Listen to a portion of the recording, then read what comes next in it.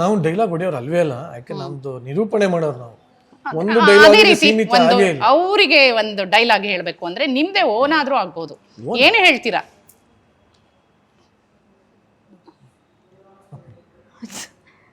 ಆ ಥರ ಯಾವ್ದು ಹೇಳೋದು? ನೀವು ಪಾಂಡೆ ಡೈಲಾಗ್ ಅಂತ ಹೇಳಲ್ಲ. ಪಾಂಡೆ 7 ವರ್ಷ ಸಂಸಾರ ಮಾಡಿದ್ವಿ, ಇನ್ನ 70 ವರ್ಷ ಇರ್ತೀವೋ, ಎಷ್ಟು ವರ್ಷ ನಾನು ಬದುಕಿರ್ತೀನೋ ನನ್ನ ಜೊತೆನೇ ಸುಖವಾಗಿ ಸಂತೋಷವಾಗಿ ಜಗಳ ಆಡ್ಕೊಂಡಾದ್ರೂ ಪರವಾಗಿಲ್ಲ, ಇನ್ನೊಂದಾದ್ರೂ ಪ್ರೀತಿಯಾಗೂ ಪರವಾಗಿಲ್ಲ, ಲೈಫ್ ಲಾಂಗ್ ನನ್ನ ಜೊತೆನೇ ಇರು.